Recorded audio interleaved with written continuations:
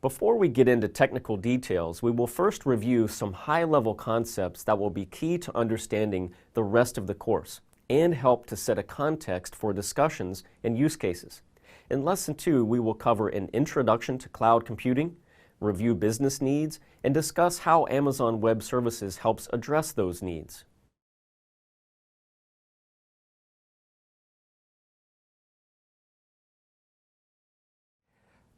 Now let's review an introduction to cloud computing. First, let's talk about the NIST cloud computing definition, NIST being the National Institute of Standards and Technology. The cloud definition, the official cloud definition, starts with on-demand self-service. And what that means is that we get what we need when we need it. We don't have to call anyone and ask, anyone else to do anything for us and then wait for them to, get back to us in days or weeks or longer. We get what we need when we need it. And that right there is one of the real keys to the power of cloud computing, to the power of Amazon Web Services, and that nature of on-demand, getting what we need at the time that we ask for it, then allows for the things like auto-scaling and other types of techniques and principles that we'll talk about later. We also have broad network access, meaning that our services have access to a rich collection of networking tools. They have access to the internet, and we can reach them from the internet. Resource pooling in the definition speaks to the fact that a lot of the systems that we're talking about in cloud computing are shared systems. Now, it is possible in some cases to get virtual machines or even bare metal machines that are dedicated to you as a customer, that are a single tenant environment. But when you zoom out and you look at the big picture, you'll see that sometimes in a case of virtual machines, the physical host is a multi-tenant environment. The rack that physical host sits in, the switch that it's behind on a networking level, the building, the power, the cooling, and so on, these are all shared across numerous customers, right? So resource pooling is how a cloud provider like Amazon Web Services can offer the services that they do at the prices that they do. The fourth point here is rapid elasticity, and what that talks to, what that means, is the ability to grow or shrink on demand, the ability to scale our computing power when we need to. Typically, when we talk about auto-scaling, we talk about the ability to scale out to meet demand and scale in to save money. And so we have that very easy ability that we'll talk about later on to, again, add computing power when the demand increases and remove computing power when that demand decreases. We can also scale storage. As we will see later in the course, when we talk about storage, services like Amazon S3 or Amazon Elastic Block Store, it's very easy to scale the storage with an API call with a few clicks of the mouse in the management console. And then lastly, this is a measured service or metered service. That is to say that it's pay as you go. You pay for what you use. In some cases, we pay for what we provision, but for the most part, we pay for what we actually use. So in the case of virtual machines, if you run that virtual machine for an hour, you pay for the hour. There's no long-term commitments, that right there, that principle, paying for what you use, allows us to realize significant cost savings, and that's a part of the cloud value proposition that we'll talk about later on. Now, in general, with cloud computing, we do generally think of different service models. You've probably heard these terms before, like infrastructure as a service, and many of Amazon's services fall into this category. It is infrastructure that we are buying. It's infrastructure that we are getting on demand. It's infrastructure that we're paying for as we go.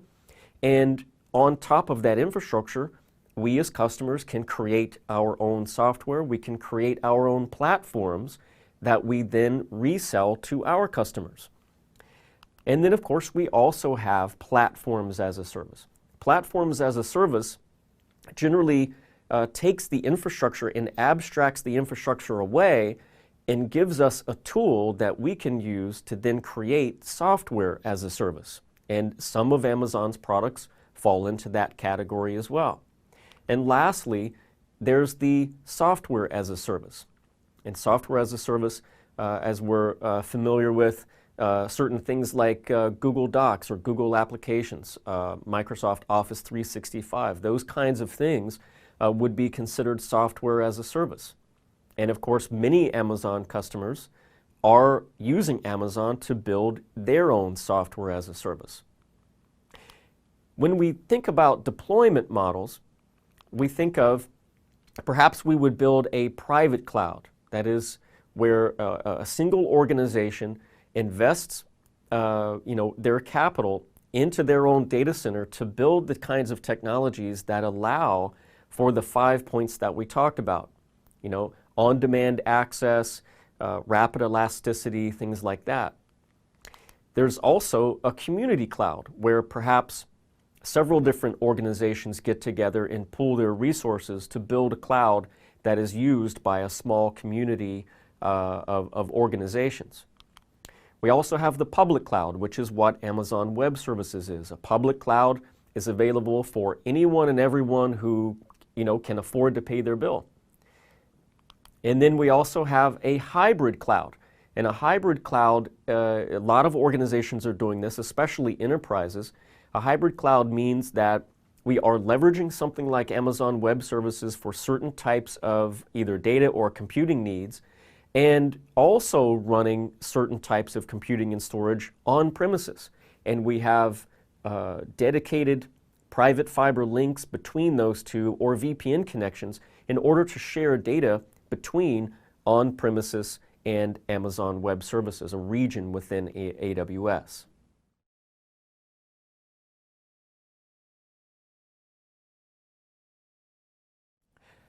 Now let's talk about business needs and cloud solutions. When we think about our infrastructure and our applications that run on that infrastructure, we could describe our needs fairly succinctly in a few points. First of all, we want resiliency in our infrastructure and our applications. That is to say that we want our applications, we want our infrastructure to mitigate issues as best as possible. We want fault tolerance built in so that our applications can survive and tolerate faults as they come and go. We want our infrastructure to be self-healing, to repair that fault automatically. We want any type of an outage to recover as quickly as possible. And of course, within Amazon Web Services, we have a number of tools to help make that happen, as we will talk about. Auto-scaling, different data centers that we can choose, we can load balance in different ways. We also want security. We want to allow the right people in, keep the wrong people out. And if there is some type of an incident, we want tools to be able to monitor, to be able to notify us if there's an issue, to help us respond to that issue. And of course, we want tools that allow us to automatically change our rules to help prevent that from happening again. In our infrastructure and applications, we also want durability. We want our data to be durable to the point that we don't lose our data. For many companies, a loss of data would, in the least, result in perhaps a loss of revenue, a loss of customer satisfaction, customer trust, customer loyalty. It could result in a loss of market share. And for some businesses, some of the clients that I've worked with, the data is the business. If they lost the data, they would lose their business. And so we want an easy way and a cost-effective way to maintain multiple copies of our data and make it easy to back that data up, not just a local backup, but also a geographically diverse backup as well. We want our applications to be performant. We want our end users to have a good experience, to get what they are after as quickly as possible. We don't want our end users experiencing lag and delays. Those kinds of things, as studies have shown, will result in a loss of conversion, a loss of revenue, and so on. And so if our application is not performing very well, that could have detrimental impacts on our bottom line. And of course, one of the big reasons that many organizations are moving to Amazon Web Services is for the cost effectiveness. We want to save money, right? And so going back to what we talked about earlier with on-demand, with pay-as-you-go, when you get what you need when you need it, pay for what you use. If you turn that machine off, now you're no longer paying for it. If you delete that storage, now you're no longer paying for it. So there are a number of tools within Amazon Web Services that can help us control costs. And all of these things we will continue to talk about as the course progresses. We also want scalability. You can imagine that if today we're seeing 1 million more visitors than we were yesterday, then we could very well experience a significant rise in demand, which without the ability to scale could result in downtime, or at least for some of our end users, it could result in their inability to get what they're after, right? So if an application can't scale to meet that demand, then it may very well suffer some downtime. And that's exactly what we want to avoid. So scalability, the ability to meet that demand when we have it, and then of course the ability to scale back down. The ability to save money when we don't have that demand is also an important consideration and an important ability. Lastly, we want as many of these things to be automated as possible. So automation is also critical to leveraging the full power of Amazon Web Services. When we automate, we remove the human error factor. When we automate, we make things more secure and more efficient, and that gives rise to a level of agility and flexibility that we've never had before. In terms of our process and our workflow, the way that our teams work, the way that our teams actually get to Amazon and make use of it, first of all, we want our team to be agile. We want the ability to change direction and adapt to the market. We want to adapt to the needs of our team and to the needs of the business. We also want our infrastructure to be flexible. We want to be able to change our minds as our needs change. When we think about traditional on-premises IT, a lot of the decisions that we make, many if not most of those decisions, result in long-term commitments and decisions that cannot be changed for another 2 to 5 years, sometimes longer. If you think about doing budget refreshes or hardware refreshes and then budget planning for that, then you will know that when you make a decision to buy certain pieces of hardware and put them in the rack in your own data center, you're going to keep that particular piece of hardware for quite some time. Like I said, 2 years, 5 years, maybe longer. And if your needs change, now what do you do?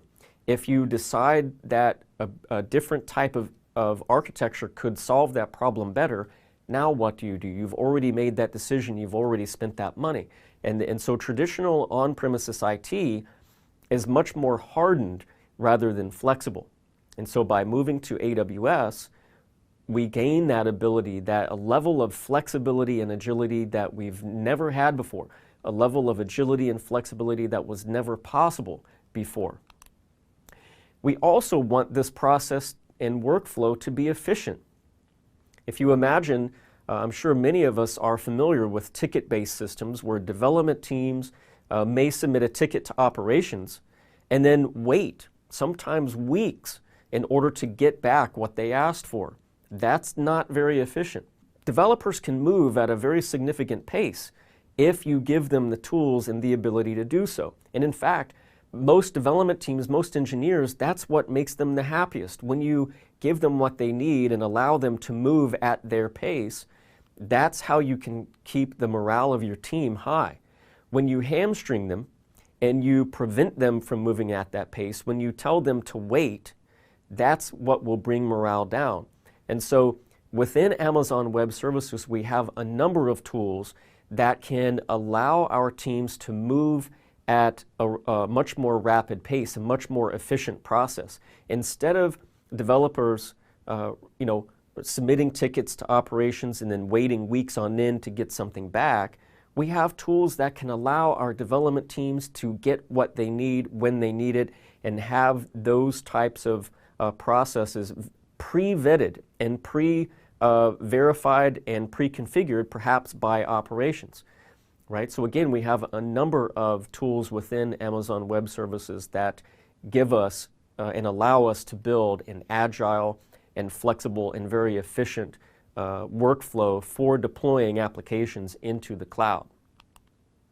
We also want this process to be secure. We want to follow the principle of least privilege.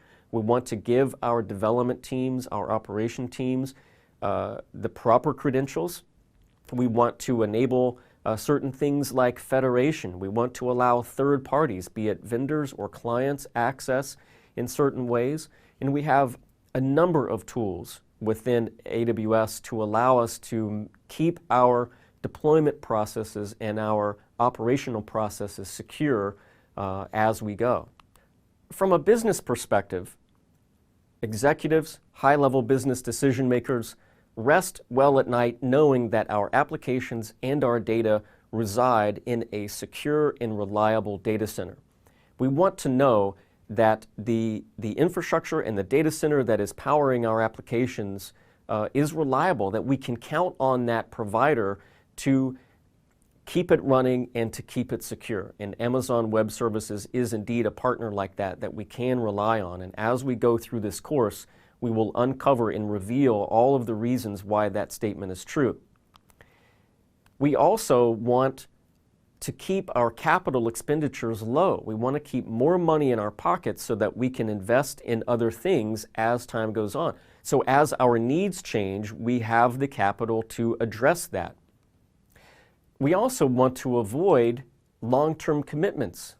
Long-term commitments tend to harden our decisions. They make it more difficult for us to change our mind and adapt when our needs change. So Amazon Web Services solves all of these. AWS gives us that secure and reliable data center. They allow us to pay for what we use what we need and pay for what we use, giving us lowering our capital expenditures and changing our costs from high CapEx to smaller variable costs. And they allow us to use what we need with no long-term commitments, allowing us to change our minds at any time as our needs change. We also want a fast time to market. When we have a new feature for an existing service, when we have a new service altogether, we want to deliver that to the market as quickly as possible and allow the market to prove whether or not they find that feature or service valuable. If not, we can go back, try something else, get that to the market. If they do like it, we can find ways to improve it and get those improvements to the market fast. By doing that, we can potentially beat competitors to the market. We can keep our end users happy and satisfied that we are giving them things that add value to the application or service that they're paying for. So when we look at the big picture, these are the needs in the market that Amazon Web Services is addressing. These are the challenges that a number of organizations are facing, and this is how we're solving them. And as we go through this course, we will get more into these topics and look more closely at the cloud value proposition as to how Amazon solved these and allows our business to capitalize on these, to save money, to gain a level of agility and flexibility that we've never had before, and really see the value and realize the value of cloud computing.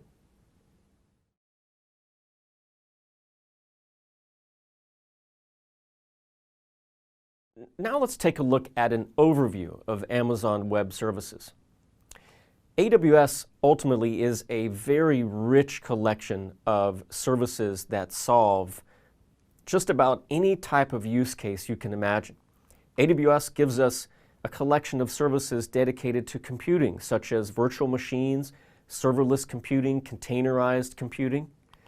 We have services dedicated to block storage, object storage, and archival storage. We have services dedicated to application notifications, such as just simple notifications, emails, queues, and so on. AWS also gives us a very rich collection of data stores, from relational databases to NoSQL databases, in-memory caches, and more. We also have services dedicated to analytics, allowing us to perform real-time analytics on streaming data to allow us to index and search vast data sets. We can also create and leverage services that allow us to perform ad hoc queries on petabyte scale or even exabyte sized data sets. AWS also gives us a number of tools to allow us to create and manage a very secure network for our applications running in the cloud. We also have a number of tools that allow us to manage our deployment processes, from code repos to build servers to code pipelines, and a number of other tools that can help us automate the creation and ongoing management of infrastructure within AWS. So you can see that Amazon Web Services gives us a very rich and varied collection of services that we can use to solve just about any challenge with software leveraging the AWS ecosystem. And many of these services that we've just mentioned, we will take a closer look at some of the details and as well as use cases as the course progresses.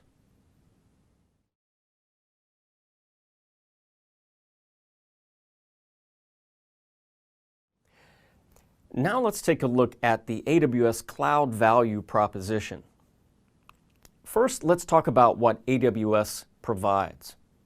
AWS provides, like we've mentioned before, on-demand resources. That means to get what you need when you need it. We're not calling somebody and asking them for something and then waiting a week or a month. We're not filing a ticket with somebody and then allowing them to make a phone call for us. I ask for something, I get it right then and there. And again, that on-demand, the ability to gain computing resources, storage resources, database resources, whatever the case is, the ability to get what we need when we need it gives rise to all of the other things that we're talking about. It gives rise to scalability. It gives rise to self-healing and so on. It gives rise to a level of resilience and fault tolerance and flexibility and agility. All of these good things are made possible by the on-demand nature of AWS. Amazon also gives us the pay-as-you-go billing model. Now, one of the keys to realizing the true cost savings is to understand that you will pay for what you use. The trick is to use what you really need. I'll be honest here and say that in my nearly a decade of using AWS, I have seen situations where things have run away and I've spent more money than I've needed to. I've heard firsthand accounts from engineers at large enterprises who've had to move applications back to on-premises because they actually cost more.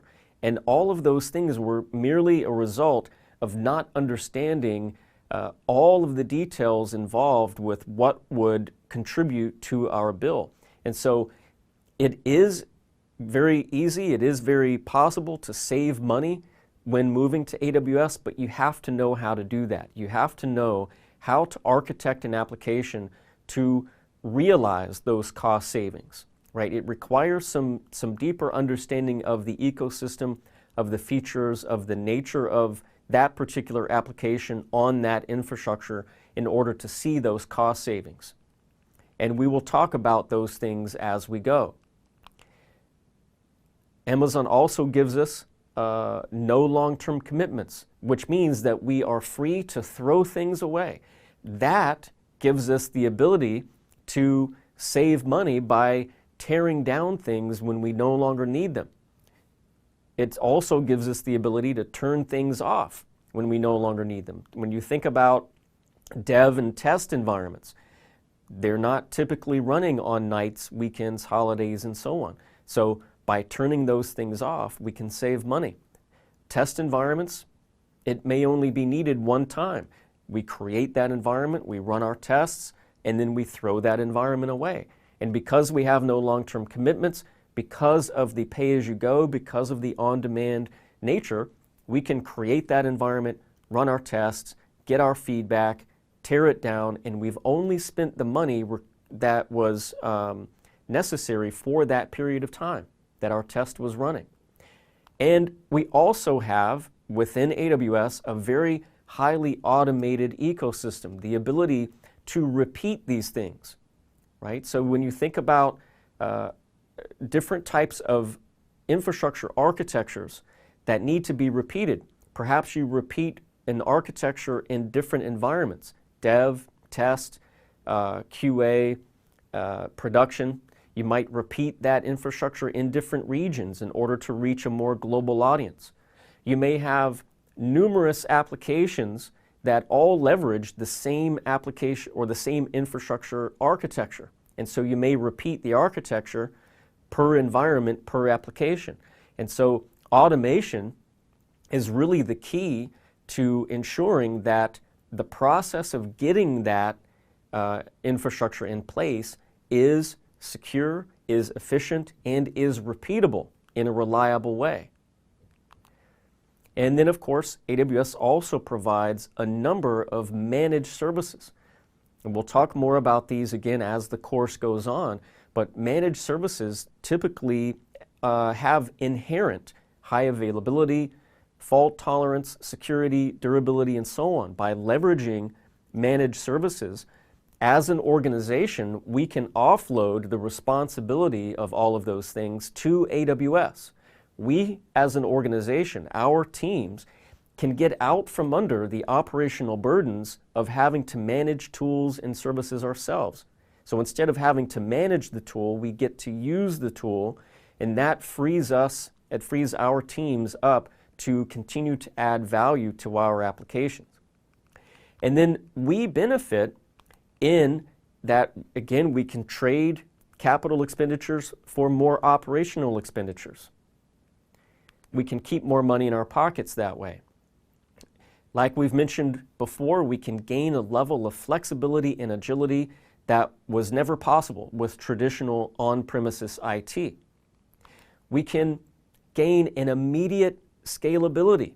I have heard firsthand accounts from organizations who their on-premises data center was literally wall-to-wall, floor-to-ceiling, out of room. They had absolutely, on both physical and virtual layers, they had no ability to scale several applications. And so by expanding into AWS, they gained an ability to scale that they never had before, or at least that was not possible in their current situation with on-premises IT. Like we've mentioned, we have a lower time to market. All of these things put together allow us to turn projects that may take months or longer with traditional IT into weeks. Imagine if you could measure your mean time between deployments in hours or minutes.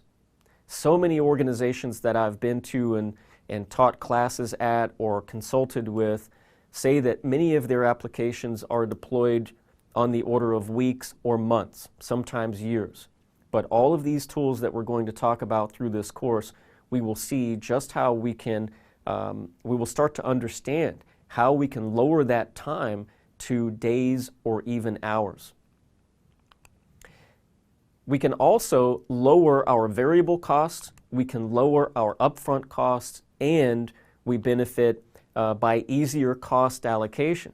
With traditional on-premises IT, it becomes a challenge to know how our money is being spent by different applications, by different projects, by different teams, environments, cost centers, and so on. If you spend millions of dollars for a particular set of hardware, And that particular, set of hardware is being used by numerous teams across numerous environments. It's a challenge to try to allocate, well, who is responsible for what percentage of those costs. But with AWS, as we will see more in more detail later, we have a very easy way of saying exactly, down to the penny, no guessing, no estimations, but an exact account. We spent this much money for virtual machines for this project in this environment, and so on. And then lastly, one potential benefit is that we can stop running data centers. Numerous organizations have closed many data centers, sometimes cutting their data center footprint in half or more, simply by moving many workloads and data sets into AWS. And for anyone who has been involved in running your own data center, you will know just how expensive that is. Not just in the upfront price, the capital expenditure is enormous, but also the ongoing maintenance of that. When you include power and cooling, when you include leasing the building, when you think about the teams of people that you have to pay to maintain that, network engineers, security guards, and so on, it's an enormous cost. And so by moving applications to AWS, we can realize cost savings at that level, at the physical level, enormous cost savings in that regard, right? So you can see here that Amazon gives us a lot of tools, a lot of ways that we can improve our current processes, and we benefit in a number of very, very important ways.